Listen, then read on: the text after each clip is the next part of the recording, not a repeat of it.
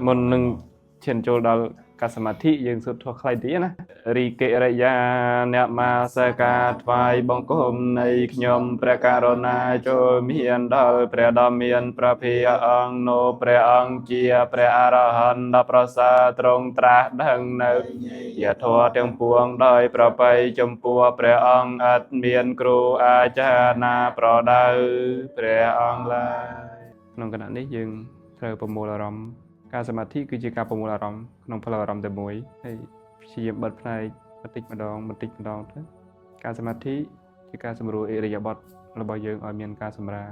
បំប្រឹងក្នុងភ្នែកណាមួយឲ្យវាទៅស្មើតាមសភាពនៃការកំណត់ដឹងរបស់យើងតាមរយៈខ្យល់ដកដង្ហើមដើម្បីកំណត់ដឹងថាអារម្មណ៍យើងស្ថិតនៅក្នុងអារម្មណ៍តែមួយគ្រប់ការដកដង្ហើមរបស់យើង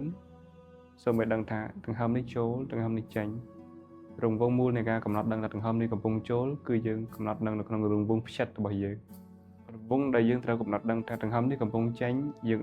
កំណត់ទៅលើចុងច្រមុះរបស់យើងអារម្មណ៍របស់យើងសូមផ្ដោតទៅលើតែផ្នែកពីរហ្នឹងដើម្បីជាការកំណត់សម្គាល់ថាអារម្មណ៍របស់យើងកំពុងស្ថិតនៅក្នុងផ្លូវតែមួយស្ងប់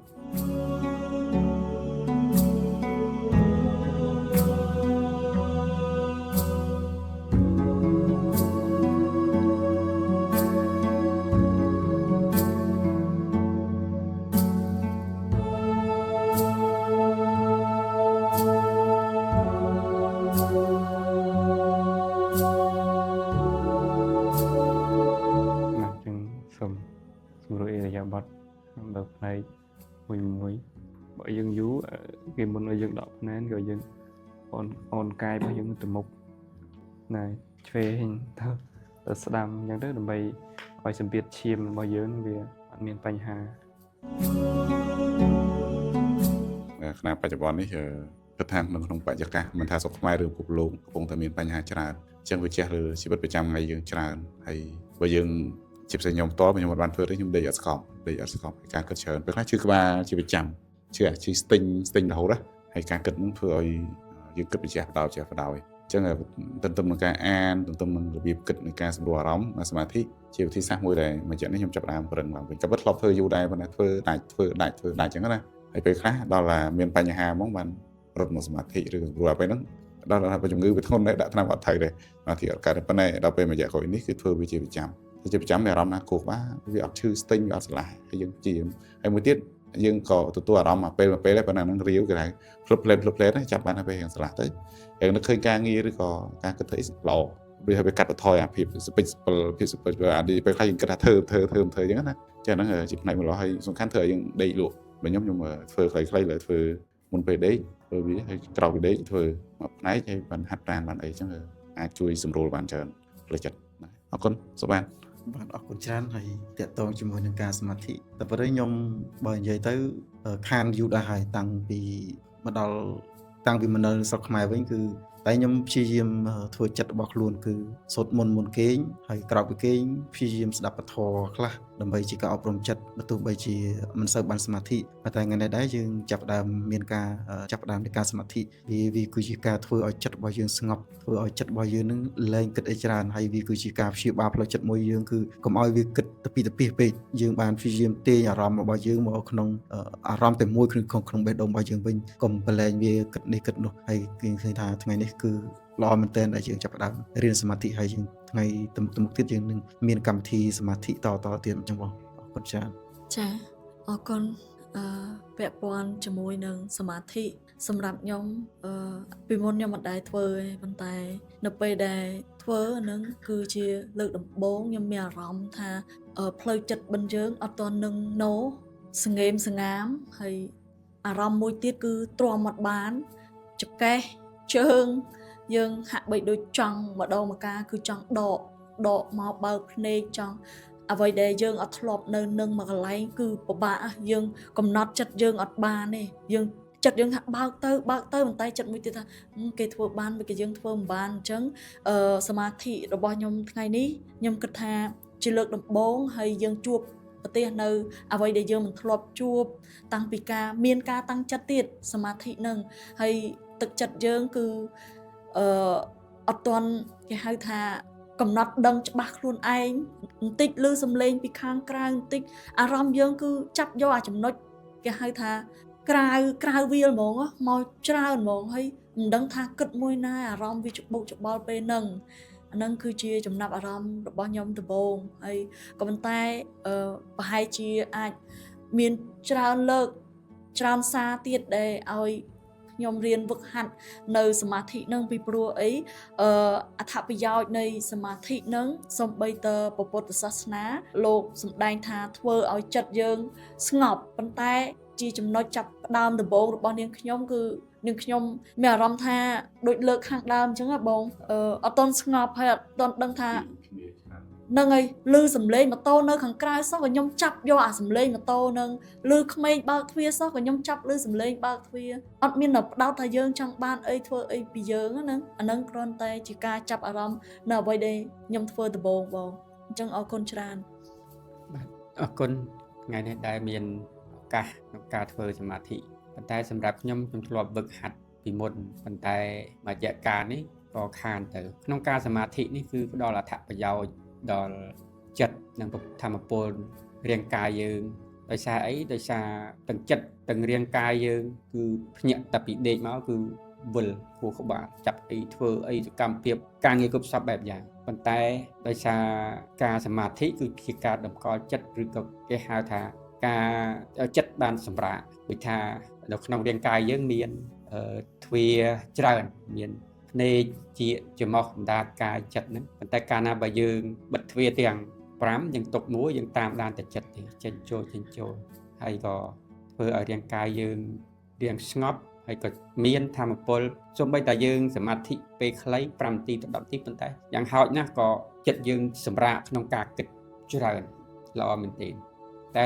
ដោយសារយើងវឹកហាត់ជារឿយអាចជាទម្លាប់មួយយើងអាចច្រោះឬក៏ដូចបងពើលើកឡើងដែរគឺជាវាពាក់ព័ន្ធនឹងអារម្មណ៍ធម៌ពលដែលយើងគិតពិច្រាស់ទៅពិច្រាស់មកហើយជាផ្លូវមួយទៀតសមាធិគឺយើងអាចធ្វើឲ្យយើងស្ងប់អាចគិតការងារអ្វីមួយយើងផ្ដោតបានល្អដូចក្នុងការអានសៀវភៅក៏សមាធិមួយផ្នែកដែរគឺជាផ្ចង់អារម្មណ៍បង្កើនចំណេះដឹងហើយក្នុងការភាគច្រើនខ្ញុំជារៀងរាល់ថ្ងៃខ្ញុំងើបឡើងមកស្ដាប់ពធគឺជាវិន័យរបស់ខ្ញុំងើបមកពឹបខ្ញុំចាប់ផ្ដើមចុចចូល YouTube បានស្ដាប់បដាធ្វើការបដាគ្រប់សពបែបយ៉ាងហោច1ម៉ោងអាការនឹងឯងគឺល្អមែនទេសម្រាប់ដោះខាត់ផ្លូវចិត្តបង្កើននៅសិលនៅក្នុងហ្នឹងគឺពេលខ្លះទៅភាគច្រើនខ្ញុំចូលចិត្តស្ដាប់អភិធម្មរបស់លោកគ្រូសាសុជាស្ដាប់រៀនទៅរៀនមកពីមុនខ្ញុំចំណាយពេលការដែលខ្ញុំរៀនគឺខ្ញុំដាក់ឲ្យគឺមេរៀនហ្នឹងគឺមានអក្សររត់ខ្ញុំអានទាំងអក្សរទៀតតែដោយសារខ្ញុំធ្លាប់រៀនចប់មួយវគ្គចិត្តចិត្តសិក្រូបមួយវគ្គទៅ